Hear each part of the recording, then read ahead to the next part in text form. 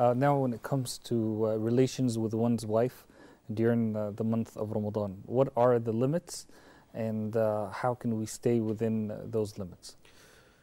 Well, stay away from the red zone. The red zone is really devastating because the punishment is severe. The kafara, I call it a kafara, the expiation, fasting 2 months continuously, wow, non-stop, unless of course you end up with a Sharia sanctioned excuse, like you're getting sick or you end up coming across the days of Eid or so forth.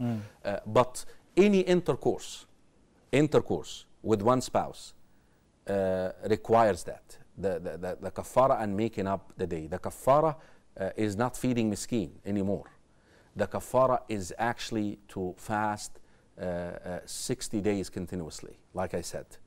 Of course, there is, elevation to that. There is the, if you cannot do the 60 days, then you go into, first of all, actually, you free a slave. I'm sorry, that's the first one. I jumped the gun here. So the first one is actually freeing a slave. Number 2 is the fasting of 60 days. Number 3, the feeding of 60 masakin. Now, a lot of the people, they say, well, let me have a relationship with my wife. He's wealthy, he's rich, and feed them 60 masakin. No, you can't do that. You cannot do that. You actually have to go with freeing of a slave. Of course, is not available now. Then you have to go into the 60 days. If you're able to fast, you're going to have to fast these 60 days. If not, then you go down to the feeding of 60 masakin. And this is the view of the majority of the jurists. But for to be truthful about conveying, Imam Malik says not necessarily. Imam Malik doesn't make it a condition that you follow that sequence in a way. But the Jumhur, the majority of the jurists, Abi Hanifa, Ahmad, wa Shafi'i, they say you have to follow that sequence. Now, I wanted the brothers to first of all figure out what is the definition of intercourse, because a lot of them may not know that.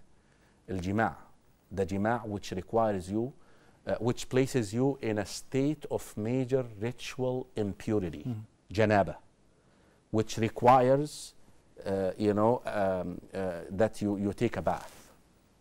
Janaba. What is jima'?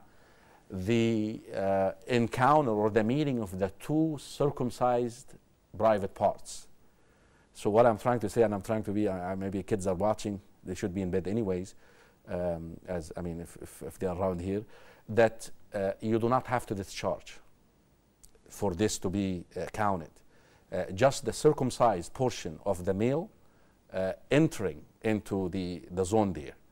Khalas. Whether you finish or not, it's done deal. You have to do the kafara and you have to do the ghusl and so forth. So you better stay away from that. I'm not talking to you, I'm talking to the viewers. And to me and to everybody, all of us, inshallah. But I haven't completed the answer yet. Aisha radiallahu anha kama fi sahihain, she used to say, Rasulullah sallallahu alaihi wasallam, he used to kiss us, kiss his wives. But she mentioned the الرابط, the restriction, القيد. She mentioned the restriction. وَكَانَ أَمْلَكَكُمْ لِإِرْبِهِ. But he was the best in controlling himself. So if kissing, touching would lead you to something, stay away from it. Stay away from it.